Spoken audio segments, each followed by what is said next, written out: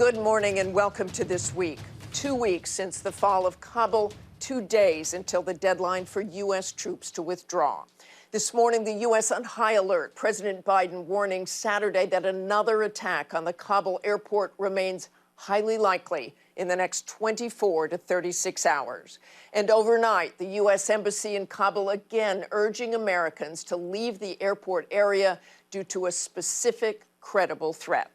It comes at the end of an already desperate and deadly week in Afghanistan. Thursday's suicide bomb attack claiming the lives of more than 170 Afghans, one of the deadliest attacks in the history of the war. And the nation now mourning the loss of 13 U.S. service members, the largest loss of Americans in Afghanistan in more than a decade. Most of them Marines in their 20s. Lance Corporal David Espinoza from Texas, who graduated from high school just 2 years ago. Riley McCollum, who was just weeks away from welcoming his first child. Nicole G., 23 years old, cradling an infant during the evacuation at the airport. President Biden traveling to Dover Air Force Base this morning, attending the dignified transfer of those service members, one final trip home. Late Friday, a U.S. drone strike aimed at ISIS-K terrorists, members of the group claiming credit for the blast. But the threat from the group still active. So where do we go from here in these next perilous hours? I spoke with Secretary of State Antony Blinken late yesterday. We'll bring you that interview in a moment. But we begin with the latest from Ian PANNELL in Qatar. Ian, you've been following this as it's unfolded, leaving Kabul just a few days ago. Now with this serious warning, looming threat, this certainly complicates the evacuation. Yeah, I think in many ways we're entering the most difficult, the most dangerous part of this mission as that drawdown gets underway. We're hearing that some people are still being brought in through 2 gates, but we've also heard that the Taliban have taken over the Baron Hotel. That was controlled by Allied troops up until very, very recently, and that shows that they are starting to move closer. The key question, I think, for many people is, can they carry this out rapidly over the next few days without any further incident, any attack from ISIS? What about that dangerous interface between the Taliban and US troops? And secondly, the lasting question, of course, is those we're going to leave behind, who we said we would get out. What is the plan to do that? And we've been in touch with someone this morning who we've been tracking over a week and a half now. She's constantly been going to the gate. She has all the right permission, and she's now just lost all hope. She says, "You've abandoned us." And Ian, you've been covering this war for almost 2 decades. When you step back, was any of this outcome avoidable? I mean, that's going to be for history to judge, right? But there certainly are criticisms and questions already being thrown about by the military, by diplomats, by people who've lived and worked in Afghanistan. For example, the unconditional withdrawal. Could we have extracted conditions for the Taliban to have a more managed, orderly departure? President Biden's been very clear that he felt that he had to follow that decision, that deal that was made with the Taliban by President Trump. Well, if that was the case, then perhaps you could have had many more months to draw down the troops. Was the surge a good idea? Many people say that President Obama signaled to the Taliban his intention to want to withdraw from the country, and everyone always says this, you know, NATO have the watches, the Taliban have the time, we know the history of the country. I think Afghans would say a lot of this could have been done differently. And history will indeed judge. Thanks so very much for all your reporting, Ian. The Biden administration has been racing to evacuate the remaining Americans seeking to leave Afghanistan before Tuesday's deadline amid those continued warnings about security threats at the Kabul airport. I spoke with Secretary of State Antony Blinken yesterday evening about the latest progress. Secretary Blinken, the president is saying that the threat of a further attack at the Kabul airport remains highly likely in the next 24 to 36 hours. What more can you tell us about that? And are you satisfied that our U.S. forces and others are now protected given Thursday's tragic bombing? Martha, let me address that in a second. But if I could, I just want to say one thing at the outset.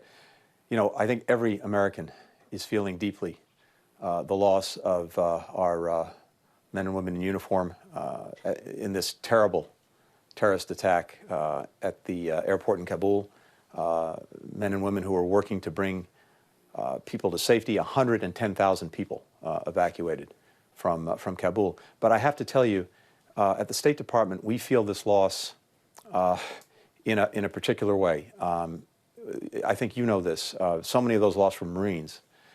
If you go to any of our embassies around the world, the first person you're going to see is a U.S. Marine, standing sentry, guarding the embassy.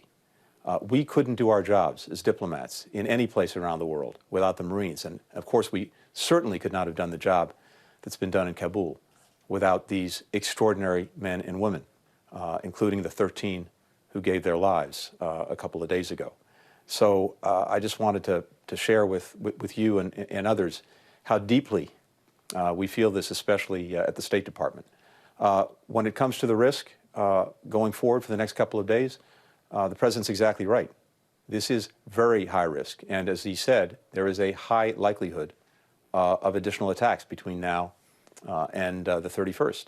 What I can tell you is this, and we met again this morning with the President and our top commanders, both in the field and, of course, the Chairman of the Joint Chiefs and the Secretary of Defense.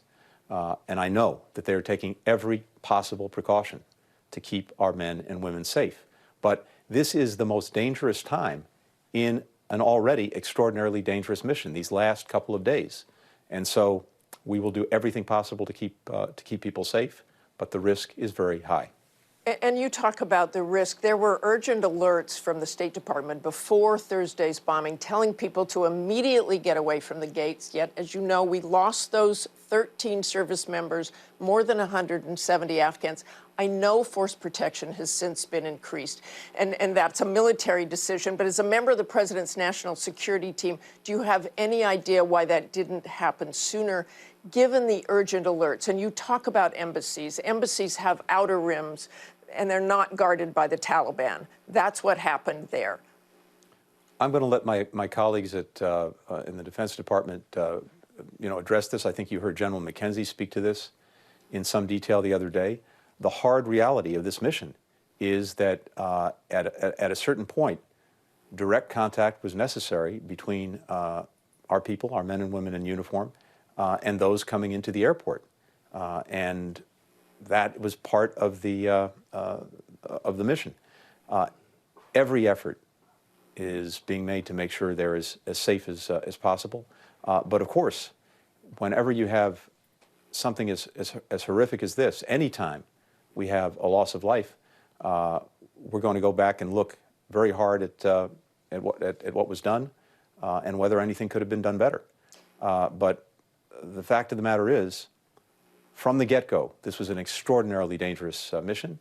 And in these last few days, with ISIS-K clearly and actively plotting against us, the danger went up even higher.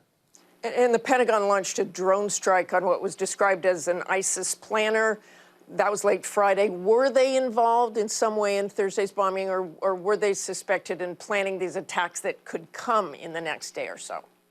The ISIS targets that were taken out involved two individuals who were significant planners and facilitators for ISIS, for ISIS-K.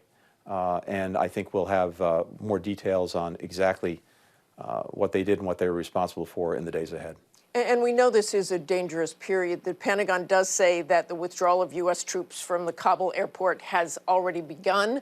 We know more than 100,000 people have already been evacuated, a historic number, which did take an incredible amount of work. But can you get all the American citizens who want to leave and our Afghan allies who are at risk out by the Tuesday deadline, especially given this threat? We're doing everything possible to do just that. We have about 300 American citizens left who have indicated to us that they want to leave. We are very actively working to help them get to the airport, get on a plane, and get out of Afghanistan. The administration keeps saying the commitment to our Afghan allies doesn't end on the 31st, but your spokesman said the airport will not be open on September 1st, and the Taliban obviously can't secure its safety even when U.S. forces are present. So how do you realistically think any American citizens or Afghan partners who are left behind will be able to fly out? What would you say to them on how to get out? Martha, a few things. First, just about 24 hours ago, a very senior Taliban leader spoke on television and on the radio throughout Afghanistan and repeatedly assured the Afghan people that they would be free to travel after August 31st.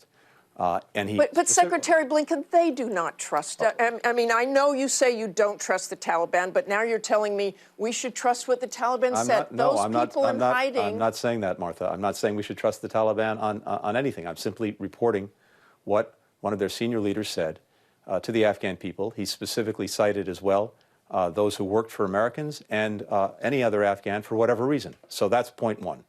Okay, but I want to go back to that. You're trying to reassure our Afghan allies. They're not reassured. Those interpreters who aren't getting out, they're not reassured by a statement like that. So what more can you tell them to get out?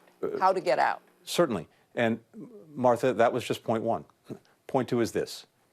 114 countries have made very clear that it is their expectation that the Taliban will permit freedom of travel going past August 31st. So that is a clear expectation across the entire world, across the entire international community. Third, we have very significant leverage to work with over the weeks and months ahead to incentivize the Taliban to make good on its commitments. Fourth, we've been very actively planning for what would be necessary to keep the airport functioning, either to have it function right immediately after the 31st, or, if necessary, to take the steps required to reopen it in a timely fashion, working with countries in the region who are very interested in helping. The Taliban have a strong interest in having an airport that functions. The Afghan people have a strong interest in an airport that functions. The entire international community has that interest. Finally, while the airport is critical, and we're determined to see that it remains open or that it reopens quickly, there are other ways to leave Afghanistan, including by road, and many countries border Afghanistan. That's a very dangerous trip. Again, if the Taliban is serious about the commitments that it's repeatedly made in public, including nationally across the country, as well as in private, commitments that the international community intends to hold the Taliban to, then we'll find ways to do it. And we, for our part, Martha, are making sure that we have in place all of the necessary tools and means to facilitate the travel for those who seek to leave Afghanistan after August 31st. You will not have an embassy there. What is the likelihood that it will open again, given you won't have U.S. forces there? We're going to have to see exactly what happens in the weeks and months ahead in terms of how the Taliban conducts itself, what the security situation is in the country. But we're going to be very, very actively engaged diplomatically, certainly in the region, and we'll see what the prospects are and possibilities are down the road for being in Afghanistan itself. But we're also working very closely with dozens of countries that are similarly situated, that have a strong interest in making sure that people can continue to have freedom of travel, to leave Afghanistan if they choose, and working in close collaboration with those countries, we're going to find ways to ensure that freedom of travel is meaningful. Okay, we'll hope that all happens. Thanks so much for joining us, Mr. Secretary. Thanks, Martha. Good to be with you. Hi, everyone. George Stephanopoulos here. Thanks for checking out the ABC News YouTube channel. If you'd like to get more videos, show highlights, and watch live event coverage, click on the right over here to subscribe to our channel. And don't forget to download the ABC News app for breaking news alerts. Thanks for watching.